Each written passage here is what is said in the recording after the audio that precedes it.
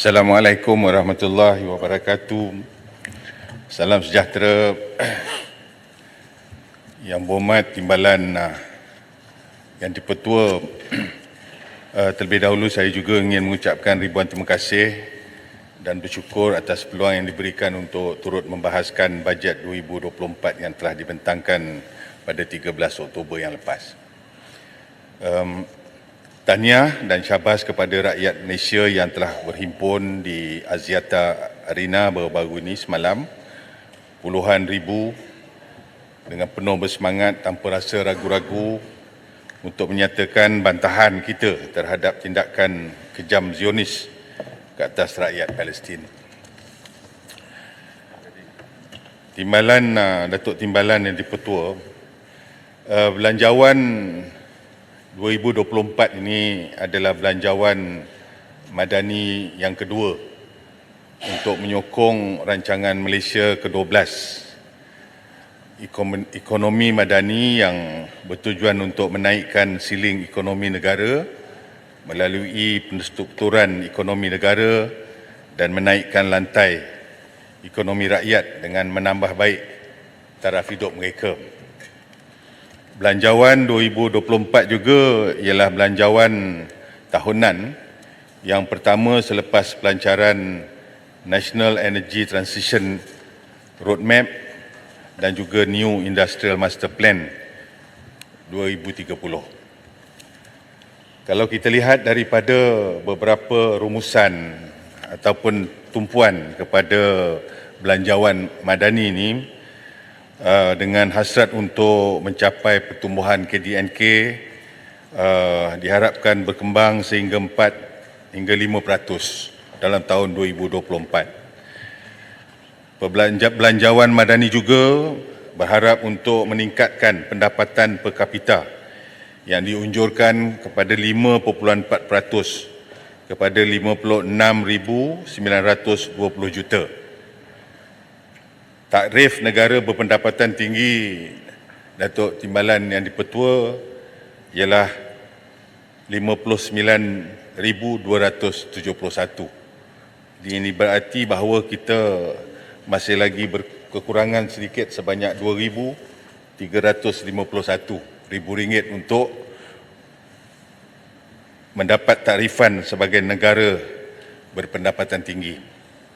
Selain daripada pertumbuhan KDNK, pendapatan per kapita, kita juga mengharapkan agar inflasi pada tahun 2024 diunjurkan antara 2.1 hingga 3.6%. Dan kita tentunya berharap dengan inflasi yang dapat kita kawal tidak melebihi 3.6%,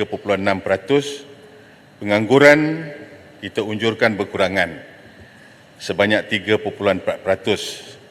Tapi kalau kita kira dari jumlah bilangan rakyat kita yang menganggur adalah seramai 569,000 orang. Datuk Timbalan yang di-Pertua, belanjawan 2024 juga adalah belanjawan yang berdepani pelbagai cabaran. Sebagaimana perbahasan Yang Berhormat Titiwangsa, antara cabaran adalah sebagai contoh kaedah pemberian subsidi kita. Kita kena tengok semula, kata Yang Berhormat Titiwangsa. Contoh penternak ayam dan pengeluar telur ayam, pengimport daging, termasuklah hal-hal yang berkaitan dengan beras sama ada import maupun tempatan. Subsidi yang kita sediakan sehingga 27% daripada pendapatan negara kita perlulah kita berikan perhatian. Malah saya ingin menambah bahawa jika belanjawan kerajaan yang kita tahu pada tahun 2024 juga akan melihat meningkatnya perbelanjaan mengurus sebanyak 1.2% bersamaan dengan 303.8 bilion pada tahun hadapan, maka ini bererti bahawa had fiskal negara akan mengecil. kita dapat melihat bahawa debt services charges akan terus meningkat. Kita dapat melihat banyak juga peningkatan kepada supplies dan services yang kita jangka akan bertambah sebanyak 11.8%. Ini semua akan menyumbang kepada meningkatnya perbelanjaan operating expenses. Selain daripada itu, Datuk Timbalan Yang Dipertua, hampir keseluruhan bajet pembangunan adalah dibiayai melalui pinjaman kerajaan. Maka dalam keadaan yang sedemikian, apakah yang perlu dilakukan oleh kerajaan? Saya ingin bertanya, dengan peruntukan pembangunan sebanyak 90 bilion itu, yang hampir kesemuanya dibiayai melalui pinjaman, jadi apakah langkah usaha kerajaan untuk memperbetulkan keadaan ini?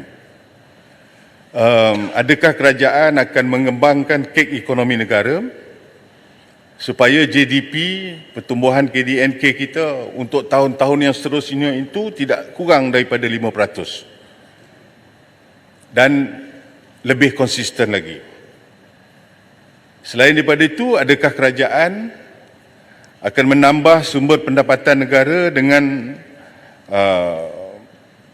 pendekatan yang lebih berinovatif dalam sumber-sumber ekonomi baru seperti tenaga boleh dibaru dan juga ekonomi hijau? Kerana kerajaan telah melancarkan the National Energy Transition Roadmap yang akan dilaksanakan, maka perlulah dan pastilah roadmap tersebut perlu dilaksanakan dengan baik supaya ianya dapat menjana hasil baru yang boleh dikutip oleh kerajaan. Di samping itu juga saya ingin bertanya sama ada kerajaan akan melaksanakan pemurniaan agensi-agensi kerajaan di bawah beberapa kementerian. Kerana dengan meningkatnya operating expenditure ni, yang antara penyumbang terbesar ialah emolumen yang lebih tinggi pada tahun 2024. Maka itu, adakah kerajaan bersedia untuk memurnikan agensi-agensi kerajaan di bawah beberapa kementerian, sebagai contoh Kementerian Pertanian dan Keterjaminan Makanan? Mungkin perlu wujudnya performance based governance atau tadbir urus yang berasaskan pencapaian dalam kalangan agensi-agensi kerajaan agar setiap peruntukan yang diberikan kepada agensi dapat pulangan yang diharapkan, dapat hasil yang memberi impak yang tinggi. Kerana saya ada seorang kawan beritahu saya, Datuk Timbalan Yang Dipertua, saya tak sebutlah agensinya, tetapi perbelanjaan agensi berkenaan mencecah 1.46 bilion setahun, pungutan hasil 1.5 bilion. Jadi lebih kurang 60 juta keuntungan berasaskan kepada 1.46 bilion perbelanjaan. Itu antara perkara yang mungkin kerajaan perlu berikan perhatian. Sama ada jumlah pelaburan, perbelanjaan dapat memberikan hasil pulangan yang diharapkan.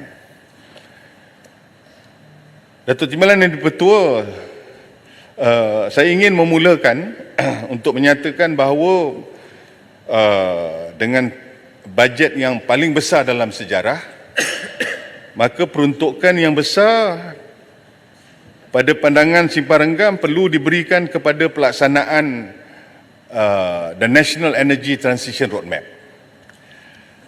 Pendanaan NETR ini yang memakan jumlah 1.3 trilion menjangkaui durasi sekitar 20 tahun, iaitu sehingga tahun 2050. Amat memerlukan tumpuan yang serius dari kerajaan.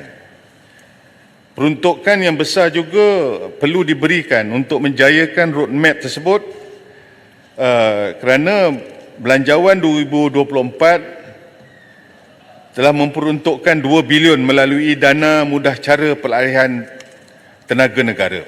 Namun Datuk Timbalan Yang Dipertua, untuk tahun 2023 sehingga 29, 5 hingga 6 tahun daripada sekarang, kerajaan memerlukan 240 bilion untuk mendanai NETR ini. Dan separuh daripadanya, iaitu 120 bilion, adalah mencakupi projek-projek yang dengan izin marginally bankable atau yield below market return. Separuh daripada perbelanjaan yang bakal kita laksanakan.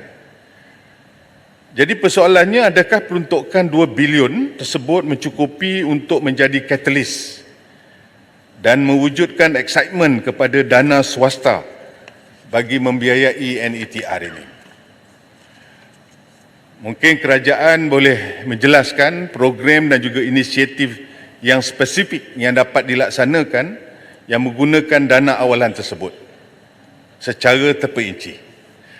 Dan juga apakah rancangan kerajaan sebagai satu plan jangka masa sederhana dan jangka masa panjang agar pendanaan yang lebih banyak dari pihak swasta dapat digunakan untuk membiayai NETR ini. Dan juga mungkin saya juga boleh bertanya, kalau kerajaan ada inisiatif atau insentif khusus yang perlu ditawarkan kepada sektor swasta, venture capitalist dan juga capital market, untuk turut kekal berminat untuk melabur dalam NETR. Pokoknya, Datuk Timbalan Yang Dipertua, pelan ini baik NETR. Ia akan menjadi kerugian jika kita hanya bergantung sepenuhnya kepada the mercy of the market forces, dengan izin, tanpa usaha berterusan yang serius dari kerajaan bagi mencari sumber pendanaan yang lebih berinovatif. We don't want good plans to go to waste with not enough public funds injected for this initial stage, dengan izin. If we can allocate a lot for public infrastructure, tentu juga boleh kita menyediakan peruntukan yang lebih banyak untuk ekonomi yang future proof like NETR. Yang Berhormat Datuk Timbalan Yang Dipertua, seterusnya saya ingin menyentuh berkenaan jaminan bekalan makanan. Tetapi sebelum itu perlu sangat kita membicarakan hal tentang pembudayaan kehidupan lestari, sustainability, termasuklah perubahan iklim. Kita sedar bahawa daripada satu dapatan kajian berskala global daripada Yale University, Amerika Syarikat, yang mengukur tahap kepekaan rakyat daripada 192 buah negara terhadap isu terkait perubahan iklim. Sebanyak 1,153 responden daripada Malaysia. Didapati bahawa 40% rakyat negara kita yang know a little, tahu sedikit tentang perubahan iklim ini, berbanding dengan negara jiran kita seperti Singapura, Australia, New Zealand, yang rakyatnya jauh lebih mengetahui tentang hal-hal berkaitan dengan soal perubahan iklim ini. Kita hanya sekitar 40% saja, Yang Berhormat. Selain daripada itu, 16% saja rakyat Malaysia yang terdedah kepada konten media mengenai perubahan iklim ni. 16% saja. Konten-konten yang sama ada televisyen, surat khabar, media sosial, dan dengan kekerapan seminggu sekali yang berceritakan tentang soal perubahan iklim. Jadi untuk itu, kesedaran kepada masyarakat umum, komuniti perniagaan seperti perusahaan kecil sederhana, terhadap peralihan kelestarian ini perlu digiatkan. Tanpa kesedaran PKS berhijrah ke kelestarian dan pematuhan ESG, dana tersebut mungkin tidak dapat diguna. Saya bercakap tentang dana, Datuk Timbalan, kerana bank negara telah menyediakan peruntukan sebagai contoh high-tech dan green facility 1.1 bilion, SME automation and digitalization facilities 1.5 bilion, low carbon transition facility 1 bilion. Jadi ini semua adalah peruntukan-peruntukan yang disediakan untuk merancakkan ekonomi. Tetapi kalau pengetahuan, kesedaran, knowledge, kapasiti masyarakat itu tidak menyamai dengan peruntukan yang disediakan, maka ianya hanya tinggal di bank-bank sahaja peruntukan tersebut. Jadi untuk itu, Datuk Dipertua, saya ingin mengatakan bahawa dengan meningkatnya perbelanjaan mengurus, tentu akan mengurangkan keupayaan kerajaan untuk melaksanakan a more productive spending plan. Belanjawan 2024 juga menyedarkan kita bahawa hampir keseluruhan perbelanjaan pembangunan ini adalah melalui pinjaman. Ini perlu kita ambil perhatian. Kita terus mengukur pencapaian kita dengan angka 4-5%. Tapi peruntukan, yang berhormat Datuk Timbalan, apa yang ada di luar sana, pendapat dan juga pandangan, rakyat akan rasa gembira apabila mereka berpendapat. Rakyat akan merasa gembira apabila angka menunjukkan trend pertumbuhan yang positif. When the numbers is showing positive trend, thus conclusion, success. Tapi Datuk Yang Pertua, sesungguhnya angka positif akan memberi kelegaan hanya mungkin kepada kita, ahli politik, orang ahli parlimen, mungkin kepada pentadbir dan para penasihat sememangnya. Tapi dapatkah angka-angka tersebut sebagai contoh kita jangka dengan pertumbuhan yang positif? Satu minit Datuk Timbalan. Terima kasih. Ribuan pekerjaan dapat menyediakan ribuan pekerjaan adalah naratif yang baik.